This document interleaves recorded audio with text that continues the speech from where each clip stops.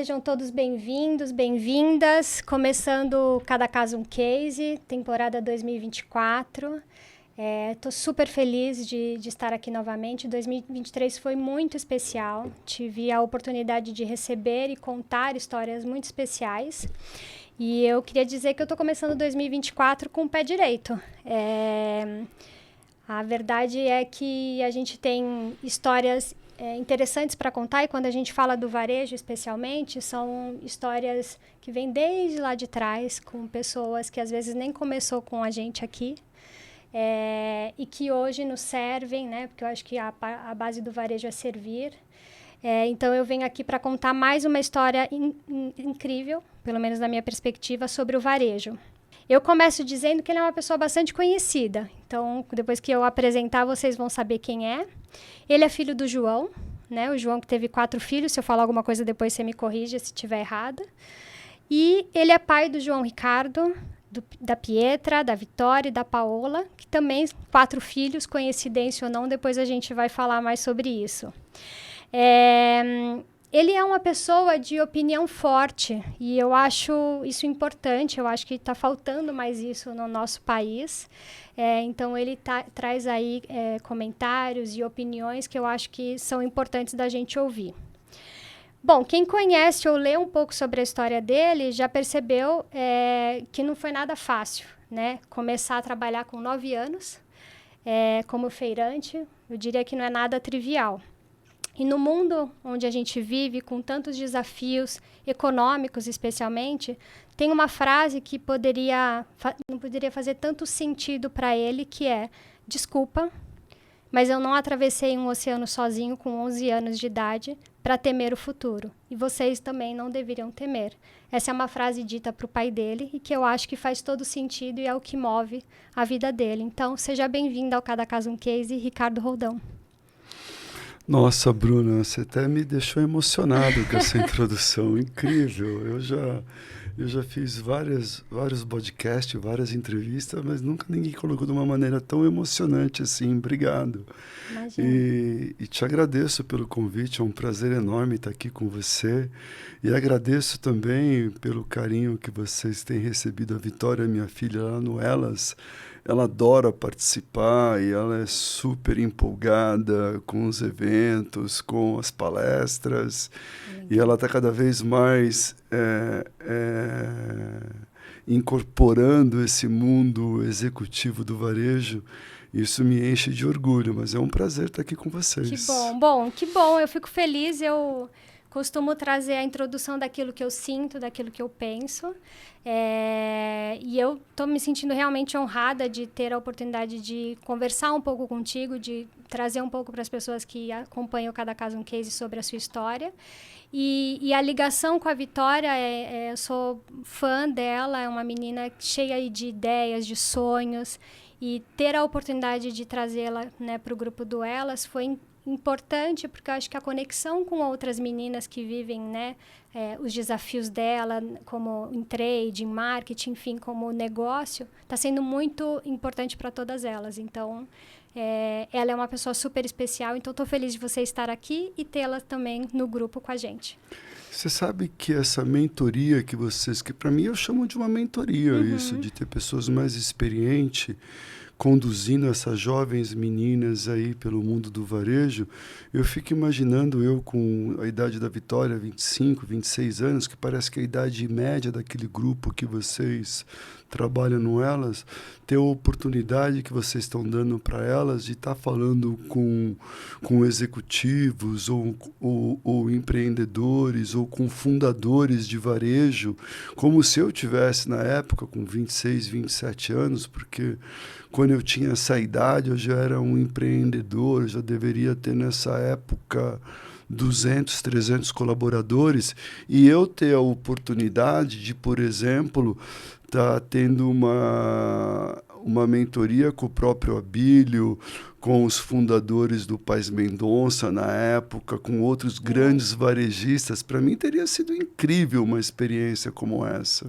Essa é a intenção. E eu acho que a gente escolheu pela natureza minha e da Vanessa de estarmos no varejo há muito tempo, mas eu acho que para qualquer profissional que se reúne com outros parecidos, né, com os mesmos desafios, a gente cresce, todo mundo cresce, né? E eu acho que o nosso propósito mesmo é que a gente ajude essas meninas a se desenvolverem, a família, o negócio, para que no futuro a gente tenha, talvez, quem sabe, elas como líderes, ou tocando o negócio da perspectiva de acionista, né? Que eu acho que esse é o olhar, de como eu cuido do meu negócio enquanto acionista, que acho que é um olhar importante que a gente está querendo trazer para todas.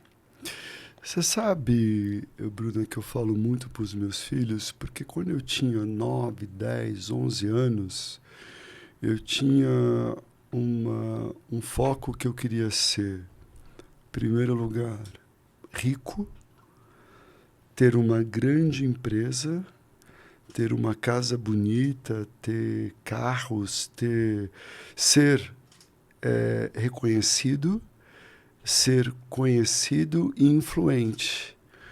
E eu acho que todas essas coisas que eu desejei, eu acho que eu consegui algumas delas durante toda a minha trajetória. Mas, sinceramente, depois que você conquista tudo isso, você percebe que não está ali o verdadeiro sentido da vida, né? E o que eu procuro passar para os meus filhos é que, independente daquilo que eles façam, que eles sejam seres humanos melhores. Porque quando a gente pergunta para uma criança o que você quer ser quando crescer, eles confundem muito com o que você quer fazer quando crescer.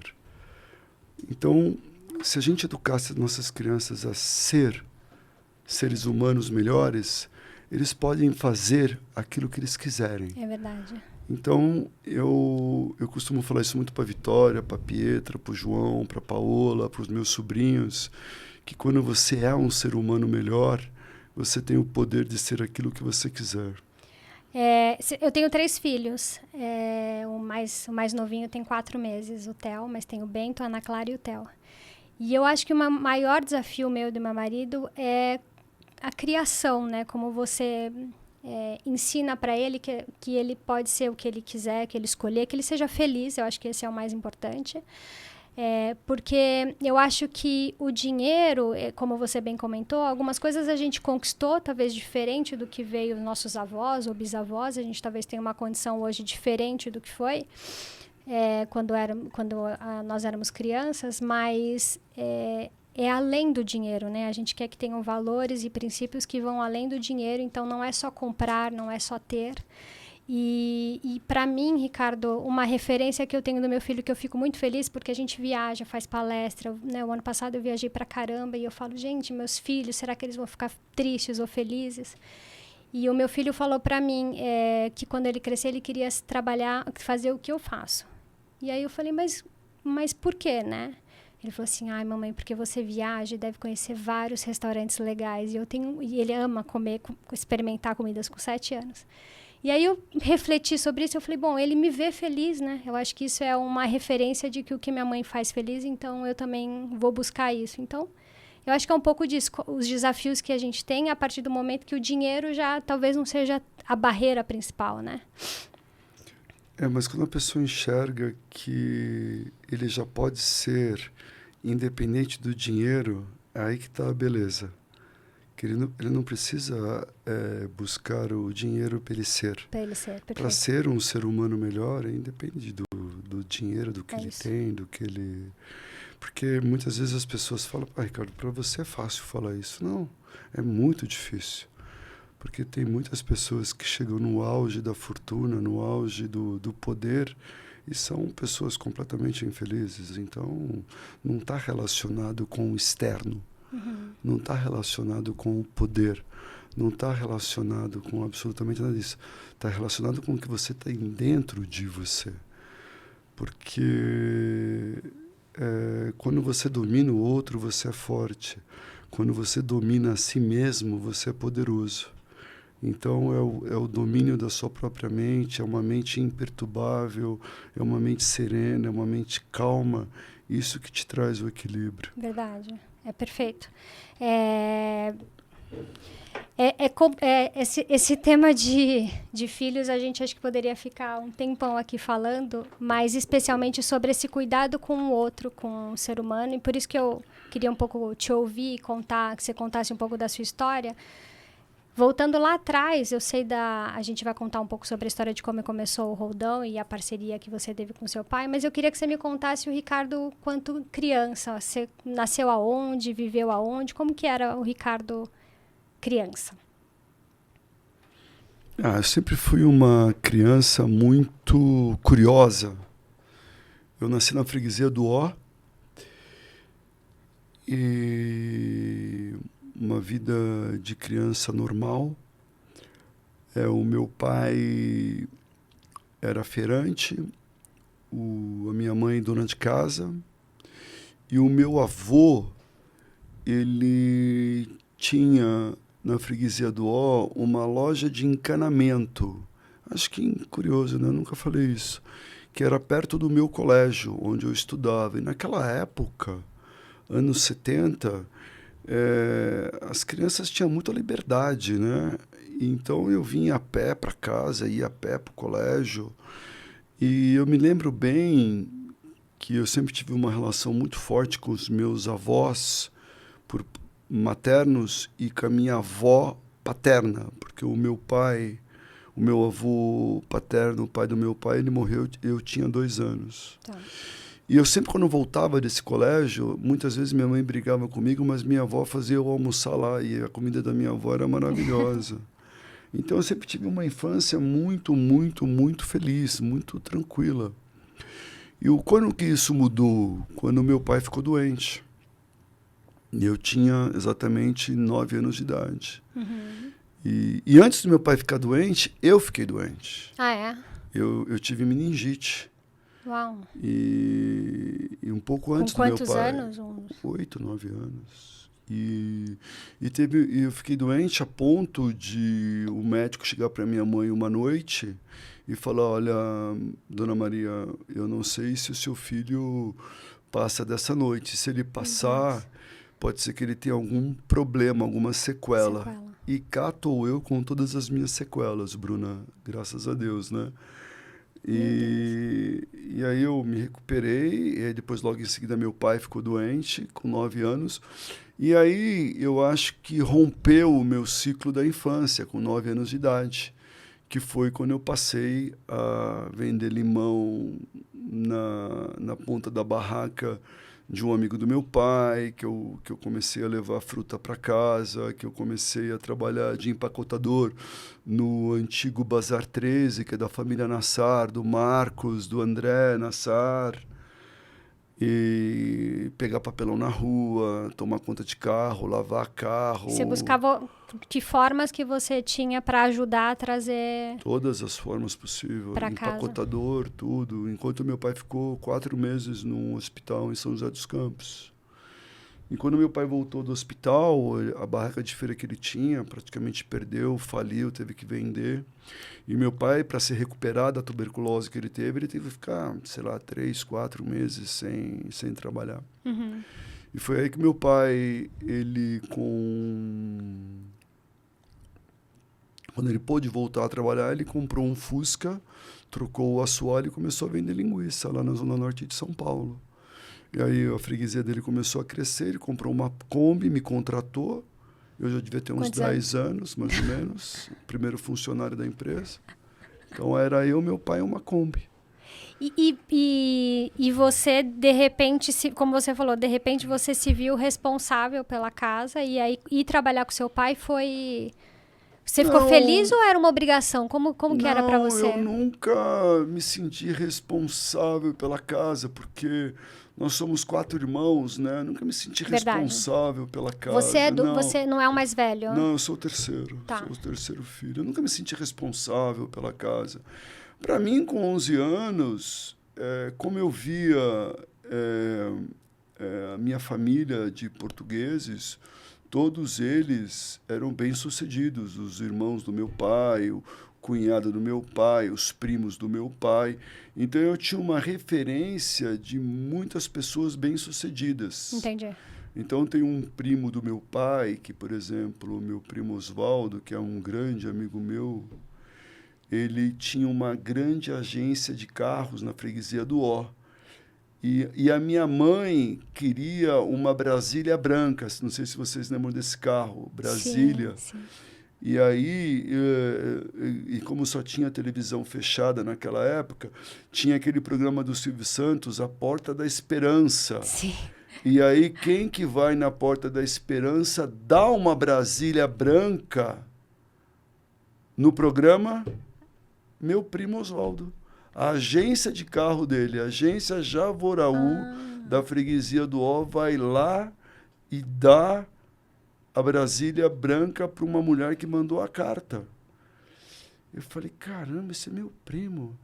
Aí eu, com 11 anos, eu falei, eu vou ser tão rico quanto esse cara. Eu tinha 11, 12 anos.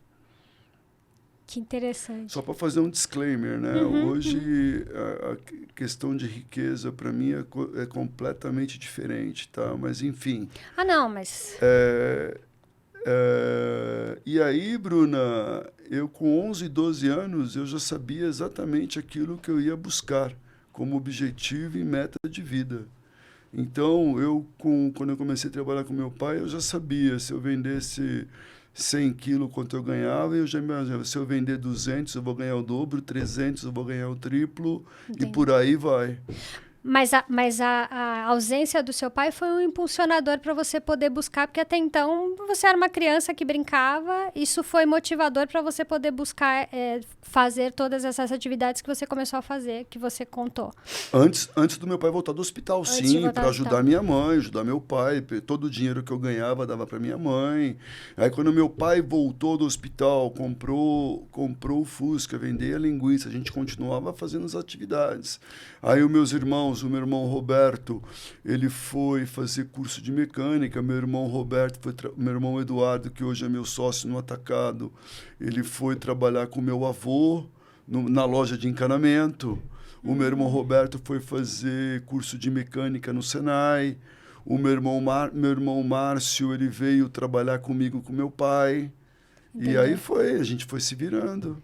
Entendi. E essa trajetória de começar, porque ele se viu, então, a barraca na feira não deu mais certo, ele foi e comprou o Fusca e depois a Kombi, quando foi a Kombi que começou a vender a linguiça. Exatamente, que é aí que ele me contratou, né, o primeiro funcionário. Que legal. Dobrou a empresa de dobrou, quadro, dobrou de funcionário. De funcionário. E vocês vendiam para quem? Era B2B. B2B. Entendi. O meu pai, ele vendia, a gente ia atrás dos clientes que ele conhecia da feira. Então, o cara do mercadinho, da onde ele fazia a feira, da padaria, do barzinho, da mercearia, começou assim, da onde ele tinha amizade, aonde ele fazia os pontos de feira dele. Entendi. Depois eu fui expandindo. E naquela época tem uma coisa engraçada, dos anos 80, que o cara que tinha a clientela de frios, ninguém invadia. Respeitavam. Respeitava, mas eu comecei a não respeitar. Entendi. Eu ia oferecer para todo mundo, não estava nem aí. Eu com 12 anos, 13, eu ia lá, não, você tem que comprar de mim. Não, mas eu já compro de fulano. Não, mas você compra dele e compra de mim, não tem problema. E aí meus tios também vendiam e ficava bravo comigo, os outros caras iam reclamar com meu pai. Entendi. Esse é o conceito do que eu falo de fidelidade. No passado não era fidelidade, porque só existia uma marca. Uma pessoa para comprar. Agora, a gente tem outras opções. Tinha muito esse conceito do cliente do varejo, ele comprar de um cara só. Eu tenho o meu fornecedor de frios. Tenho o meu fornecedor de farinha. Tenho o meu somente o comércio pequeno na época, as padarias, os mercadinhos. Os caras eram mais fidelizados, né? E aí você trouxe a competitividade para falar, vamos começar a trabalhar isso no começo dos anos 80, é verdade. Você trouxe o conceito de competitividade para falar, não, temos mais mercados aí. E aí você entrou também no ramo de frios, e aí Aí eu fui expandindo o mix, né? E a partir dos meus 15 anos, 16, Eu parei de ser ambulante, que a gente enchia uma Kombi de mercadoria, saía oferecendo e entregava na hora, sobrava uma coisa, faltava outra. Falei, pai, faz o seguinte, fica aqui em casa, eu vou antes e tiro o pedido e vou me entregar o que o cliente quer. Não vai faltar mais nada. E, preciso de tal coisa. Eu falei, não, eu não tenho, mas dou um jeito. Eu tirava o pedido e corria atrás. Entendi. Que aí você Como é que estipulou... chama isso, Bruna? Aí você atende o cliente, né? Aí você estabeleceu a área de compras, o comprador do negócio para ir lá e depois você faz a gestão do estoque aí para poder entregar. E era São Paulo? Ou seja, São Paulo, é Zona Norte, Oeste de São Paulo. Assim, muito do que você está contando aqui traz muito dessa sua ambição de uma forma de como eu cresço, de como eu expando. E você se inspirava em quem? Isso vinha da sua cabeça? Como que você tinha essas ideias de repente, não, eu vou tirar o pedido, porque vamos combinar que, né, para alguém que tem uma história, né? Então, seu pai vinha, né, de uma história de varejo, de venda, e de repente você com 15 anos traz, é algo que realmente não é comum. Eu acho que algumas características do ser humano é nata, não tem jeito. Porque se você falar que eu tive alguma inspiração, eu vou estar inventando alguma coisa aqui para você. Não vou. Você sabe que aquelas empresas que nasceram para vencer do Jim Collins, eu adoro esse livro. Acho que todo mundo deveria ler esse livro. E muitas das coisas que os grandes CEOs fizeram e perguntaram, como é que você fez isso? O cara falou, sei lá, fui fazendo. Então eu te respondo, sei lá, eu fui fazendo. Intuição e trazendo ideias. Fui fazendo, vai testando, vai... E seu pai muito parceiro ali de topar, de... Meu pai sempre falou uma coisa interessante para mim, que se fizer tá bem feito, né? Isso é uma frase também que, além daquela que você citou no começo, que para mim é um guia de resiliência, né? Ainda mais hoje... que a gente vê uma geração cheia de expectativa e com baixa resiliência. É uma frase total de resiliência. Epiteto diz o seguinte, né, que tem uma frase dele que eu adoro, que é persistir e resistir, né, que é essa frase do meu pai, que na verdade é persistir e resistir, né? E é isto, você, quando se determina algo, vai até o final, porque, na verdade, você só precisa tentar mais uma vez. É isso. É só mais uma vez. Você não precisa tentar várias vezes, só tenta mais uma. E eu acho que isso é importante que você está trazendo, porque a gente teve uma evolução quanto o se permitir errar ou testar, né? E agora muito se fala disso, especialmente com esse mundo de startups, de que, tem que errar, tem que testar. Na verdade, a gente errou sempre, né? Mas é que talvez esse exercício, essa reflexão de que tá tudo bem errar e vamos fazer diferente, vamos começar de novo, talvez não eram reconhecidos pelas pessoas, mas a gente passou isso a vida inteira, né? Não é algo novo. A gente erra e testa e busca novos caminhos a vida toda. E eu acho que isso que você está falando é um pouco disso. Vamos fazer, vamos testar, vamos apostar nessa ideia. Acho que é um pouco sobre isso, né? Eu acho, Bruna, que muitas pessoas, elas se angustiam muito pelo erro. Muito. Executivos, empreendedores, empresários se remoem muito pelo erro. E o erro faz parte. E eu, principalmente com os meus erros, eu faço deles mais degrau do que muro. Perfeito. E o erro, ele, na verdade, faz parte. E, deve ser esquecido? Em grande parte deve, porque isso te traz angústia. E esse monte de coisa que falam da disrupção, puxa vida, o mundo vai mudar. Eu lembro que eu fui fazer um curso no MIT em 2019. E foi um cara do Uber. Não, porque agora vai ser só carro autônomo. Olha, 2021 é só carro autônomo. Nós vamos ter carro autônomo, não vai ter ninguém dirigindo, e nós vamos espalhar carro autônomo nos Estados Unidos e todo, vai ser uma beleza. O cliente vai pegar o carro, vai para onde ele quiser, não vai precisar nem ter o motorista. Que ano que nós estamos? 2024. Cadê o carro autônomo? Então, sofrer por antecedência, você sofre 2 vezes. Sêneca. Então, eu como presidente do conselho, o que eu falo para os executivos? Faça o que você possa fazer com aquilo que você tem na mão hoje. Faça bem feito todo dia. Com planejamento, com rigor, aquilo que você tem hoje. Porque muitas vezes aquilo que você vai melhorar, vou trazer tal tecnologia que vai mudar o jogo, vou trazer tal pessoa que vai... Isso não é gestão, isso é esperança de que algo vai mudar. E aqui a gente não pode viver com esperança. Não dá. Nós temos que viver com gestão. Então, faça o melhor que você pode aqui e agora.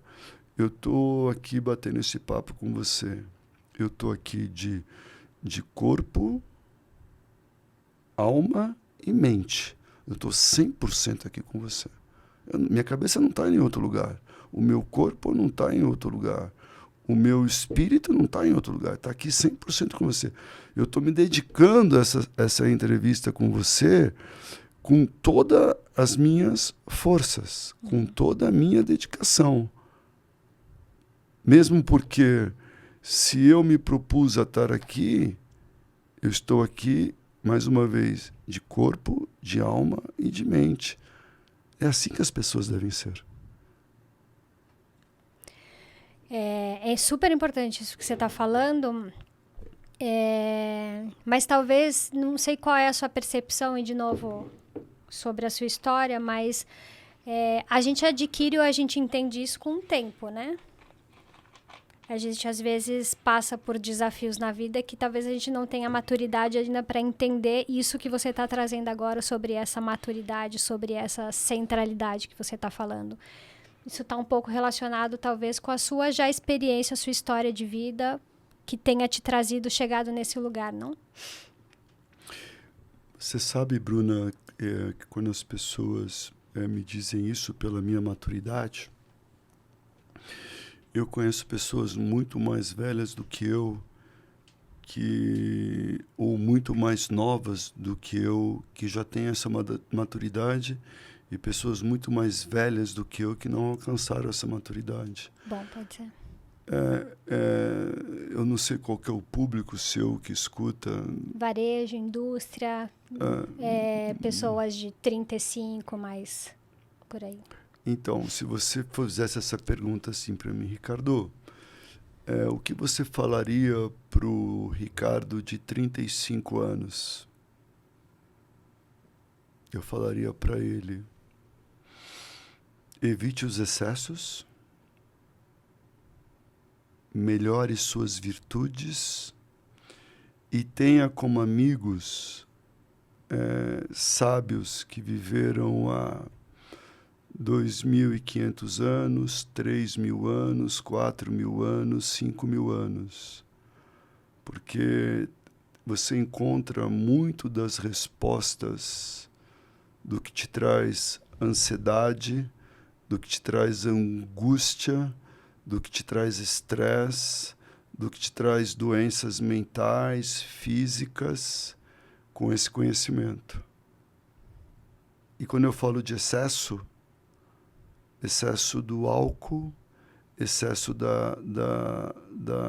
de alimentos, o excesso até mesmo do mundo corporativo, que é feito de um mundo onde existe o mundo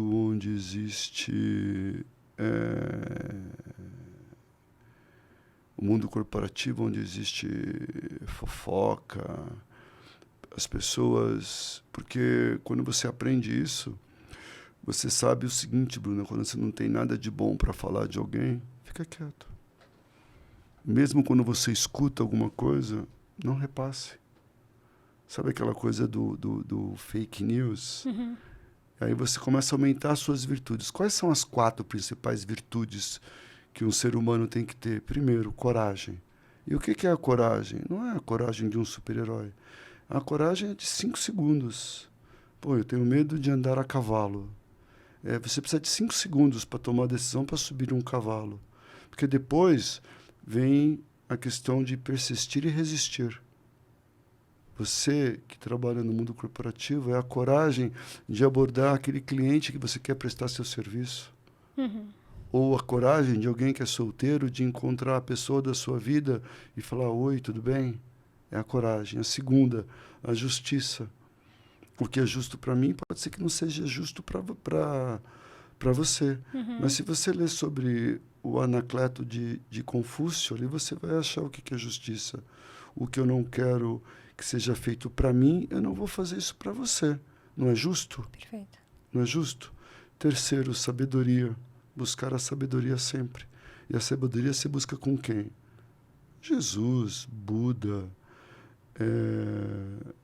vários outros, Marco Aurélio, Sêneca, Platão, Sócrates, Zenão, Epiteto, por aí vai. Essa sabedoria está disponível há sei lá quantos anos. Uhum.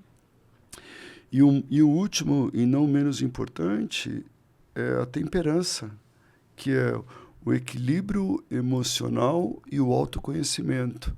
É você ter uma mente imperturbável. Isso é o mais importante. Que te traz o equilíbrio e te traz a calma da mente e a serenidade. Mas isso é como um exercício. É que nem a pessoa que vai na musculação, né? Vai fazer academia. A pessoa nunca fez. Em uma semana você vai tá bom nisso? Claro que não. Em um mês? Não. Em um ano? Está melhorando. Mas é uma vida toda de exercício. E é interessante te ouvir e você contar sobre isso, porque... como a gente estava falando antes, que definitivamente ter um varejo, né, montar um varejo no Brasil ou no mundo, enfim, mas a gente não é algo fácil. E com todas essas características que você está falando, a chance de você sair do eixo ou de esse controle emocional, esses desafios te põe à prova todo dia. Né? Se a gente for pensar no que é, e eu quero te ouvir para ouvir sua opinião sobre o que é ter um atacarejo hoje no Brasil, um atacado no Brasil, é decisões dia a dia, e aí eu quero ouvir a sua perspectiva, porque tem uma questão de preço, tem uma questão de pressão de mercado, tem concorrência, tem reforma tributária. Para você ser sereno, para você poder pensar tudo isso, precisa realmente de uma evolução grande, porque te tira a prova todos os dias. Você sabe o que mais abala um homem, Bruna? Você sabe? Não. A separação e a quebra de uma empresa. São as duas coisas que mais abalam um homem. Faz sentido. Uma mulher, não. A mulher separa, ela sobrevive bem. A mulher, se a empresa do marido quebrar, ela sobrevive bem. Mas o homem não. Tem uma coisa que é a dicotomia do controle, que é aquilo que você controla e aquilo que você não controla. Uhum. Ok? Vou te dar um exemplo. Eu mantenho a minha loja limpa, iluminada, precificada, abastecida, com promoção. Um brinco. Está sob o meu controle. Correto? Correto. Sob o meu controle e o controle do meu time. Perfeito. Eu tenho controle sobre isso. Uhum. Eu controlo se o cliente vai na minha loja ou do meu concorrente? Não. Eu controlo se o Haddad vai soltar alguma medida ou não? Não. Eu controlo se o nosso presidente vai falar alguma coisa sobre commodities e vai abalar o preço do petróleo, que por consequência vai subir o dólar e vai acontecer qualquer outra coisa? Não. Não controlo. Então, tudo aquilo que eu não controlo, eu ponho um X e passo a ignorar. Perfeito. Mas você está eu me preocupo com aquilo que eu controlo. Perfeito. Então, tudo aquilo que eu controlo, eu ponho foco e ponho atenção. Mas olhando para esse lado do que você controla, é um desafio enorme, porque você está partindo do princípio que é tudo perfeito, mas na vida não é assim. Não é assim. De ter uma gestão de abastecimento, de precificação perfeita? Óbvio que não, mas então... não, mas longe disso. Não, a minha dúvida é sobre esse desafio. Não, você busca diariamente isso, mas está dentro daquilo que você controla. Você vai buscar novas tecnologias, você vai buscar novas maneiras de fazer, você vai fazer benchmark, você vai buscar novos fornecedores, que nem nós estamos desenvolvendo agora um trabalho para a FLV, que é compra direto da roça, vai ser o nosso CD próprio, é um trabalho que era terceirizado, nós estamos internalizando isso, é um trabalho que está dentro do nosso controle. Não, perfeito. Para ir melhorando o processo, entendeu? Mas eu controlo se o concorrente vai abrir do meu lado? Não, o que eu quis te dizer é que quando eu olho só dessa perspectiva que, em teoria, você controla, já é um desafio enorme. Claro. É esse meu ponto. Não, mas eu estou falando a nível de estresse, a nível do que você faz para ter o autocontrole e uma mente imperturbável. Porque senão, se você for abranger tudo que envolve o nosso ecossistema, e você não vai ter foco em absolutamente nada. A sua mente vai ficar tão maluca que você não vai conseguir concentrar em nada. Eu vou ficar olhando toda hora o que o meu concorrente está fazendo, que ele está anunciando, que ele está abrindo, que ele está não sei o que. Não dá. Não dá. Não dá. E é importante isso que você está falando, e um pouco sobre o que eu li sobre você, de várias entrevistas, sobre essa sua visão, esse engajamento com o time sobre o que é sim e o que é não para o negócio, né? Coisas de escolhas que vocês fazem, que eu acho que isso também ajuda nesse maior entendimento do que eu controlo, do que faz sentido para mim, ou que é parte do meu negócio, o que não é, e eu vou viver sem eles. Tô certa disso? É um pouco do que você enxerga o negócio? Bruna, eu acho que o atacarejo ele está vivendo uma transformação muito grande, né? Que eu acho que ainda ninguém tem uma resposta clara sobre isto, né? Você vê que os competidores, cada vez eles estão inovando mais, né? Em relação a serviços, até eu almocei com a Vitória hoje, ela falou, pai, eu fui no concorrente X, tá parecendo um shopping aquilo lá. Quer dizer, quem diria que quando a gente começou lá no começo dos anos 2000, era uma loja super espartana, era os porta-pallet lá, o perecível, e vamos lá, né? E agora a expressão dela, pai, a loja parece um shopping. E aí, tá certo, tá errado? Só é. É bom ou ruim? São escolhas. São escolhas. E, obviamente, que são modelos que estão sendo testados e que, obviamente, cada um está vendo ali os seus acertos, os seus erros. E também não tem certo ou errado. Eu acho que cada um faz o seu papel e defende o seu mercado, vai defender seu share. Mas é um desafio grande a decisão. Por exemplo, vou te dar um exemplo aqui, o açougue.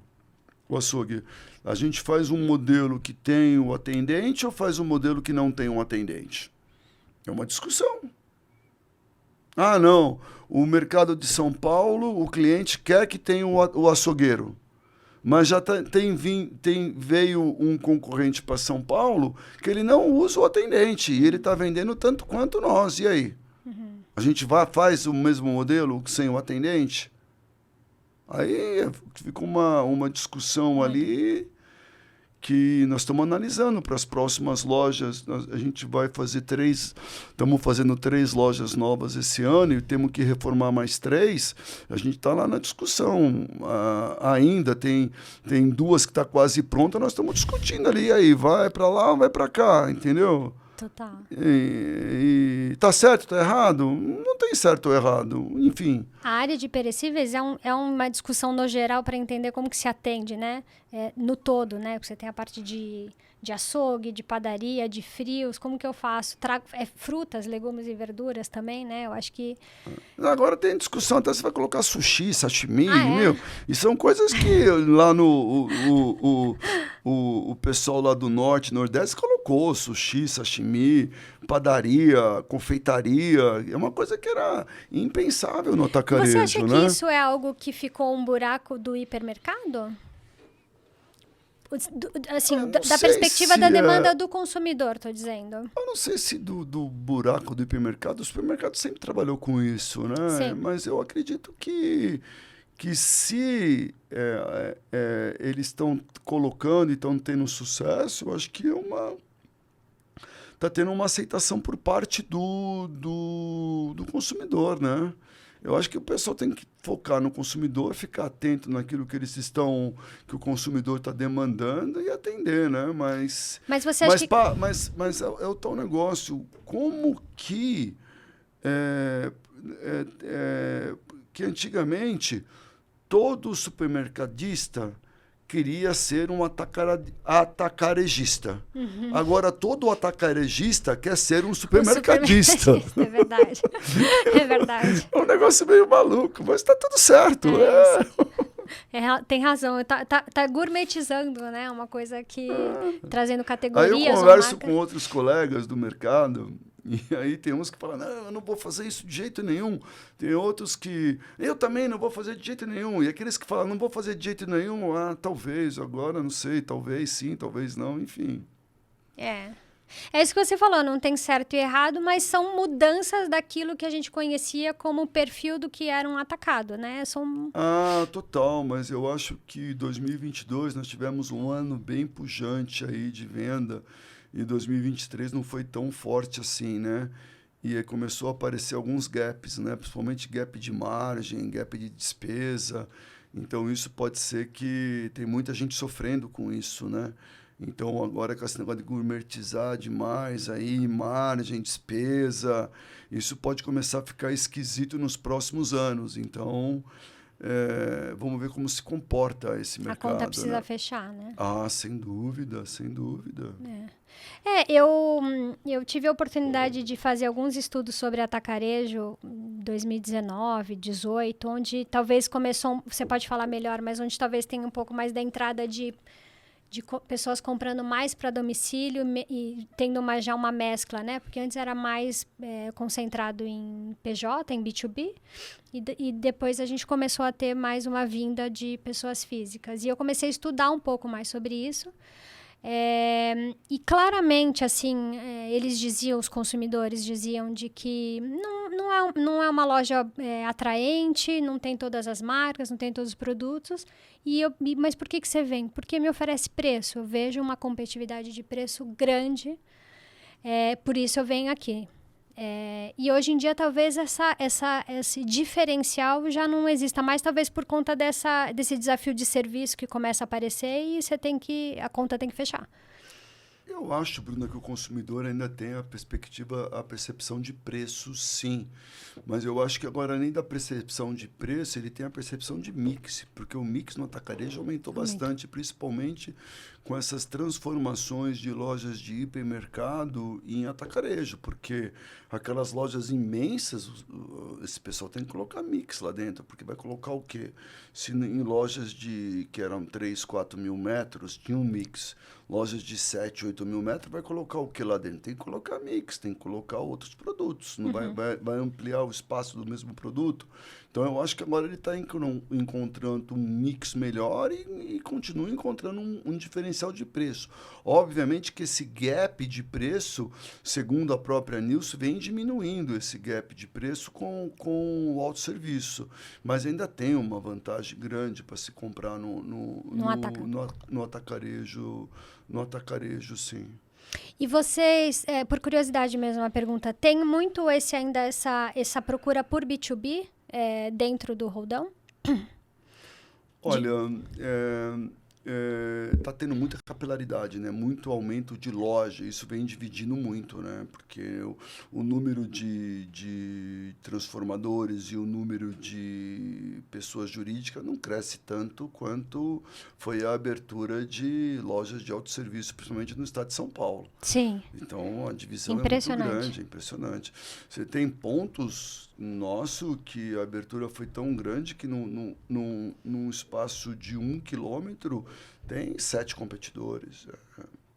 É irracional. Só de atacado, fora os supermercados. Não, o supermercado acho que nem tem mais do lado, porque tem onde foi a nossa primeira loja, tinha só nós. Aí veio um hipermercado. Aí depois veio um outro atacado. Aí veio outro atacado, aí veio outro atacado, esse atacado fechou, mudou de endereço. Aí onde ele deixou vago, abriu um atacado. Aí mudou esse atacado, agora vai abrir um outro atacado ali onde era uma C&C. Quer dizer, vão ficar... e abriu outro atacado aqui na avenida. Vão ficar 7 atacados num raio de 1 quilômetro, 1,5 quilômetro. Difícil. Não, só é. Só é. Não é bom nem ruim, só é. As coisas não têm... na verdade,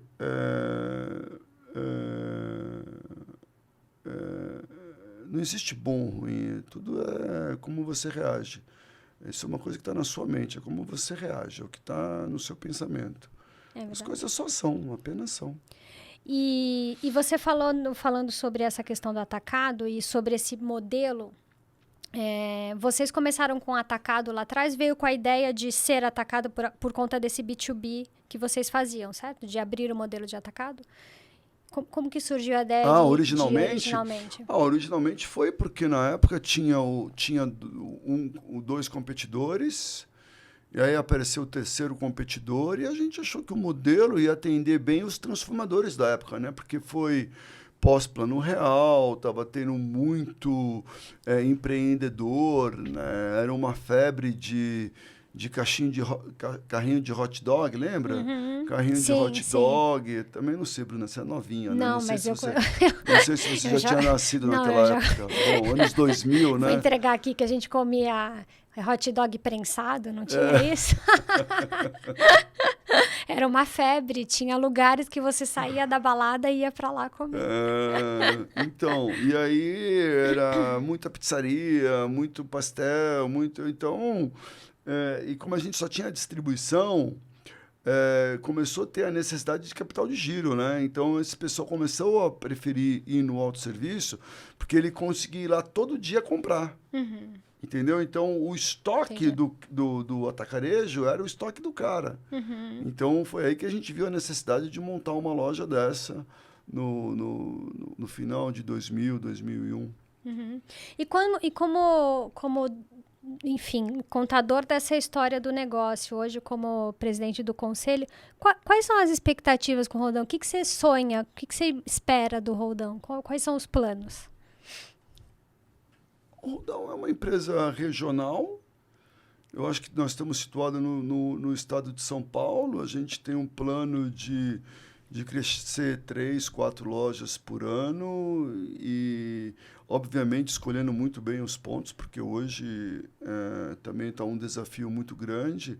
O mercado vem mudando muito, não sei se você acompanha isso, mas hoje o maior vendedor já de leite em pó no Brasil, não sei se você sabe quem é. Não. Não faz ideia? Não. De leite em pó? Talvez last mile para se receber rápido? Quem vende mais, quem entrega? Não, qual que é o varejista que mais vende leite em pó no Brasil? Não sabe? Magalu? Mercado Livre. Mercado Livre.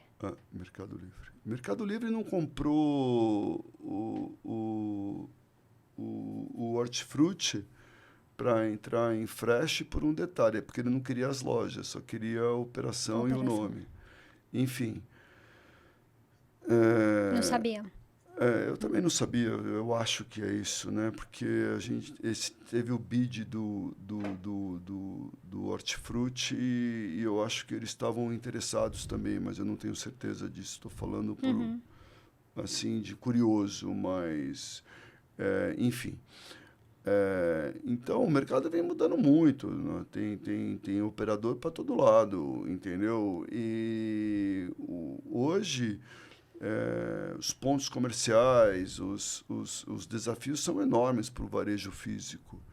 E a gente, pezinho no chão, sem endividamento, e a gente quer tocar desse jeito, sem muita agressividade. E como Ricardo, quais são as suas expectativas? O que você quer fazer que você não realizou, que você já fez e que você gostou e quer fazer de novo? Quais são as suas vontades pessoais para realizar? Você sabe, Bruna, quando o Império Romano dominou o mundo durante 1000 anos, né? E eu gosto muito de história. E quando os imperadores voltavam das conquistas dos grandes impérios, tinha os conselheiros que diziam para eles a seguinte frase: memento mori, memento mori. Você sabe o que significa isso em latim? Não. O momento da sua morte. Por que eles diziam isso para o imperador? Primeiro, para dizer a eles que eles eram mortais, não por uma maneira fúnebre. Porque o que é o contrário da vida? O que é o contrário da morte? É a vida. É a vida. Que era para trazer humildade para o imperador. E para que ele aproveitasse o momento presente. Ou seja, que ele vivesse intensamente o dia de hoje. E muitas vezes no estoicismo as pessoas confundem isto de viver o momento presente. Pô, agora eu vou encher a cara, agora eu vou fazer de tudo. Mas não. Quando você vive o momento presente, você é intenso, você está aqui e agora. Então, para te responder essa pergunta, eu vou te dizer o seguinte: eu vivo 100% o meu momento presente. Eu vivo aqui e agora. Eu sou focado naquilo que eu posso fazer de melhor agora. Eu ponho atenção no meu dia, eu planejo o meu dia, eu planejo o meu futuro, obviamente, mas o que eu mais quero é o autoconhecimento e o meu equilíbrio emocional, ou seja, ter uma mente imperturbável. É meditar de manhã, meditar à noite. Você faz meditação? 2 vezes por dia. 2 vezes por dia. E faço a respiração em Wolf também 1 vez por dia. O que é respiração em Wolf, que eu nunca ouvi falar? Isso é um guru que tem, depois eu posso te passar um link das respirações que você respira de maneira controlada durante 10, 20, 30 minutos. Tem várias tempos que você pode fazer isso, a qual você respira, inspira e expira profundamente durante 5 minutos, aí você segura 1 minuto, segura 1 minuto e meio, enfim, é para você expandir a mente, etc. E você é uma pessoa que cuida da sua alimentação, que você se preocupa com isso? Total. Eu não bebo. Mas você nunca bebeu? Ah, já bebeu? Eu tirei o álcool da minha vida, eu controlo a minha alimentação, eu tenho 13% de gordura no corpo, eu treino diariamente, 4 vezes de ciclismo e 3 vezes de musculação, semanalmente. E, na verdade, esse corpo é um templo, né, que nós temos, que foi emprestado para nós. Então tem que cuidar bem dele. Então eu me alimento super bem. Eu não cometo mais nenhum excesso de comida, não bebo mais. E é isso. Eu procuro cuidar bem do meu corpo. Você falou de ciclismo, eu tentei pesquisar algumas coisas sobre você para que a gente pudesse, enfim, ter uma conversa mais legal aqui. E eu vi que na sua rede social, acho que foi no Facebook, tem uma foto que você está correndo, você está numa bicicleta, e eu vi que tem um escapulário aqui em você. Eu não sei se estava fazendo alguma viagem específica, mas tem essa foto que me chamou a atenção. Eu falei, eu acho que ele deve praticar. Essa foto foi na África do Sul, no Cape Epic, que é uma prova da UCI, né? Que é uma prova internacional que é da União Ciclística Internacional, né? Uma prova que é feita em Cape Town, na África do Sul.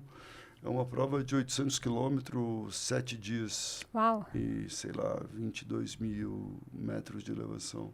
Foi em 2014 essa prova. Mas eu já fiz várias provas. Race Across America, que atravessa os Estados Unidos de bicicleta. Ironman, já fiz 3. Mas, veja bem, nada disso é para dizer o que eu fiz. Na verdade, não tem nada de exibicionismo, não, por favor. Pelo contrário. É só uma questão de saudabilidade,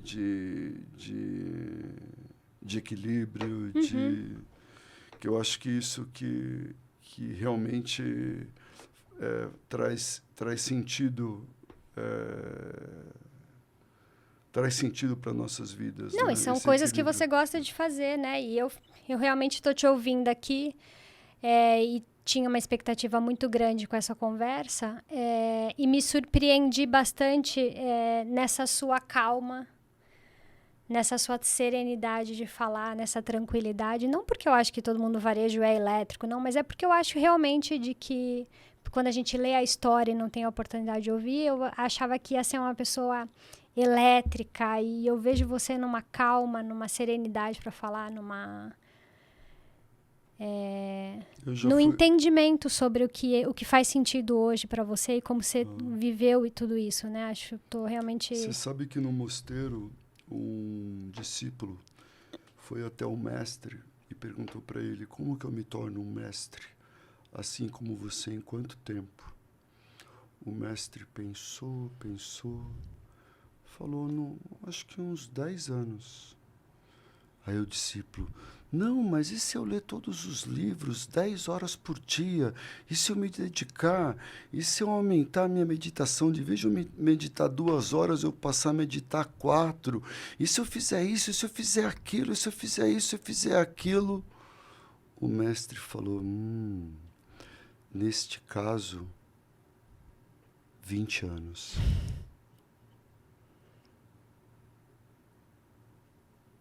Isto mostra que muitas vezes a ansiedade e a angústia só faz você procrastinar, tira seu foco, tira sua atenção daquilo que é importante.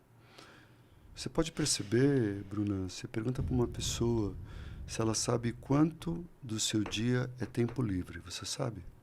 Não. Não faz ideia. Você tira Depende do que é tempo livre. Eu vou te falar. Você tira aquilo que você dorme, você tira aquilo que você trabalha, você tira aquilo que você toma banho, que você se alimenta e o que você se locomove de casa para o trabalho. Quanto tempo sobra? Fora os filhos, né? Tem que cuidar dos filhos. Não estou nem falando de filho. Se falar de filho, então, é que não sobra nada. Quanto tempo? Depois eu vou falar... 10%? 10%. Na verdade, são 18%, que são 3 horas. Depois, quem tiver iPhone, que está nos escutando, vai lá na tela principal e verifica no uso das mídias sociais quanto tempo ficou no Instagram, quanto tempo ficou no Facebook, quanto tempo do tempo livre que ele tem usou para procrastinar. Usou para não fazer absolutamente nada. Usou para perder o seu próprio tempo livre. quando ele podia estar buscando conhecimento, sabedoria. É verdade.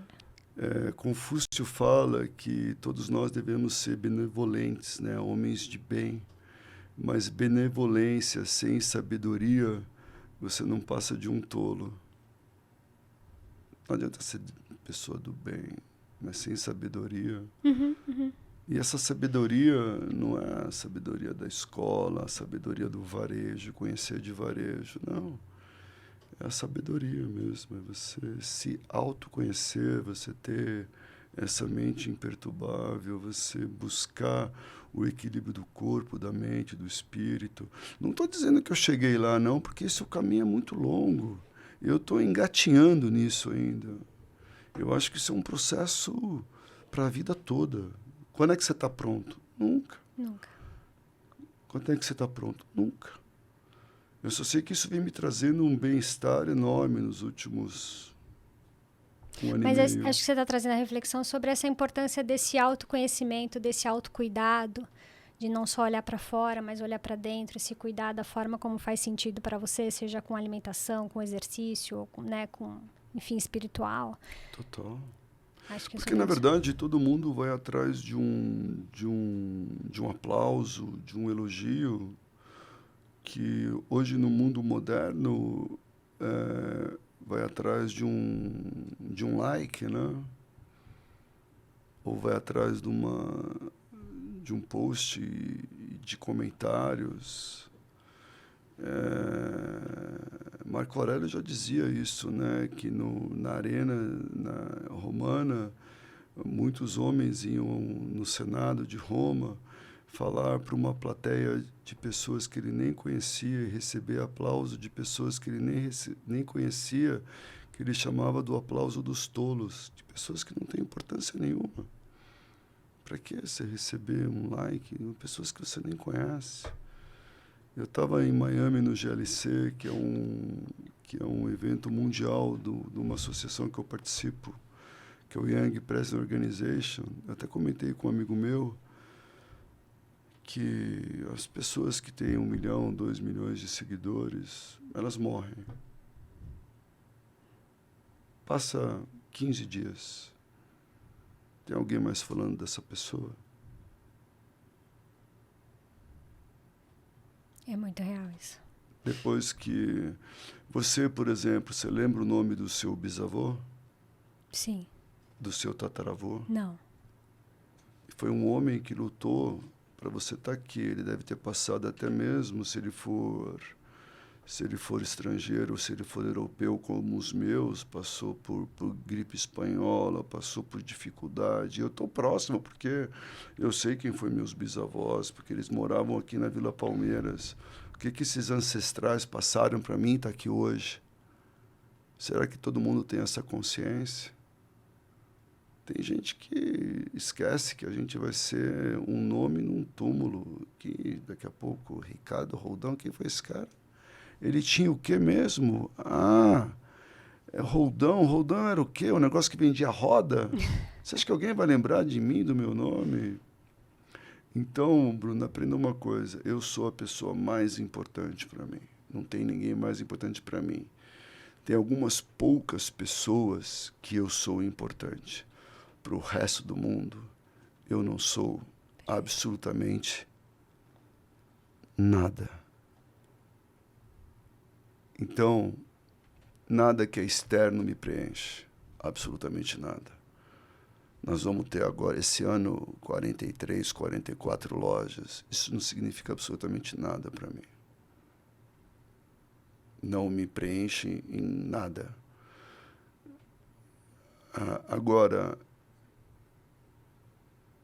eu me conhecer é a melhor maneira de eu conhecer várias formas de deuses. Isso, para mim, tem valor.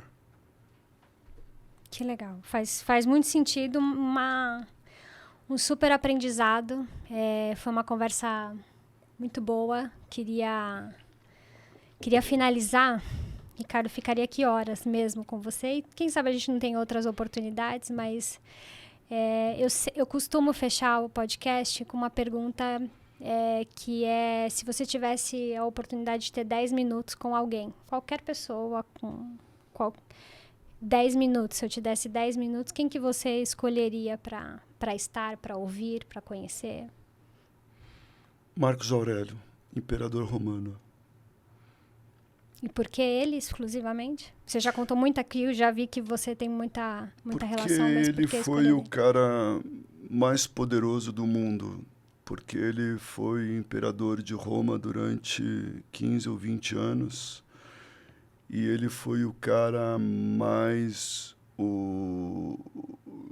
que ele fez o livro Meditações, e ele é o cara que conseguia controlar o seu próprio ego, controlar as suas dificuldades, ele conseguia controlar o seu estresse, ele conseguia controlar todas as adversidades possíveis, a morte dos filhos, a morte dos seus generais, as traições que ele teve dos seus generais. E era um cara que se mantinha centrado e com a mente imperturbável. Esse cara, se eu puder recomendar um livro aqui, que vocês leiam o livro de Marco Aurélio, tem até no YouTube, quem não gosta de ler, pode ouvir o livro Meditações do Marco Aurélio. Eu daria bastante coisa para ter 10 minutos com Marco Aurélio, o imperador romano. E, aliás, na verdade, não é que eu não tenha 10 minutos com ele, como eu leio muito sobre ele, como eu escuto muito sobre ele, eu ultimamente até sinto que ele é um amigo próximo. É verdade, através da leitura é uma conexão. Eu sinto que ele é um amigo próximo. Ele me ajuda bastante. Ele tem algumas reflexões muito importantes, que é dele a frase que nada é bom ou ruim, as coisas apenas são. E, na verdade, tudo na vida é como você reage. E é dele também a frase: aceite as coisas como elas são e não como você gostaria que elas fossem. Faz muita diferença quando você entende sobre isso, né? Ou outra também dele: aceite as pessoas como elas são, não como você gostaria que elas fossem. Porque se todo mundo fosse assim, imagine como seria o ambiente corporativo, imagine como seria o ambiente familiar. Guerras teriam sido evitadas. Imagine agora a guerra que está tendo no Oriente Médio, a guerra que está tendo na Rússia, Ucrânia. Se todo mundo aceitasse as pessoas como elas são, se você aceitasse os povos como eles são, não como você gostaria que eles fossem, se as pessoas aceitassem a diferença como ela é e não como você gostaria que elas fossem, a diversidade, esse cara foi fantástico na visão dele. E essa é o que eu falo, Bruna, essa é uma sabedoria que está disponível para todo mundo. Sim.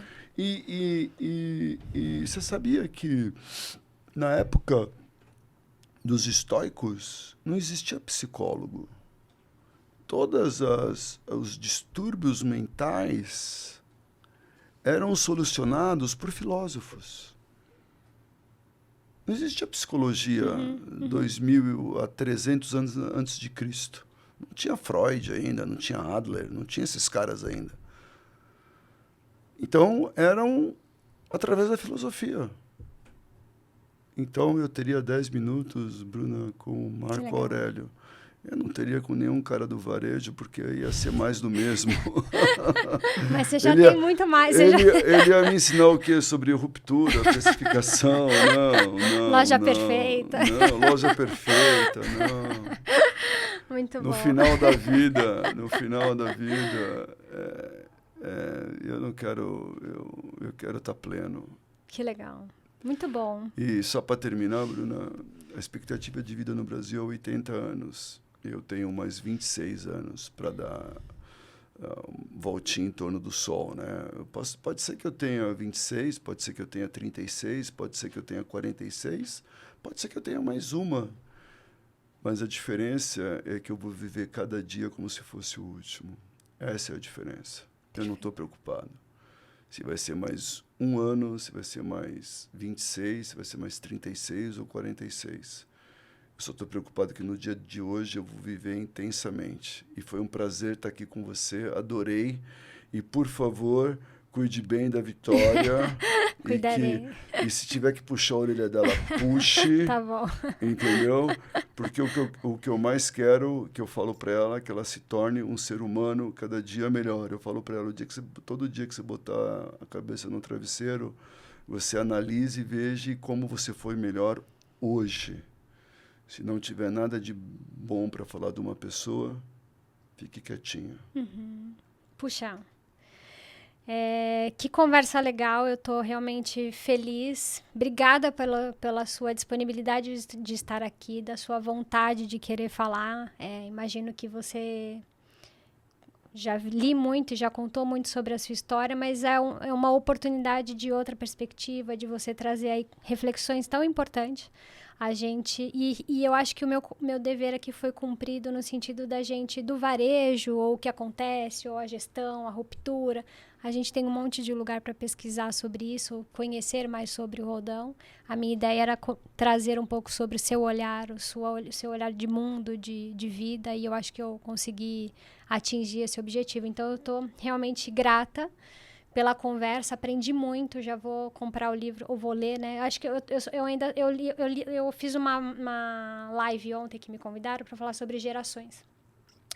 E a minha geração, que é os millennials, eles são muito dos livros, então a gente pensa muito do início, meio e fim.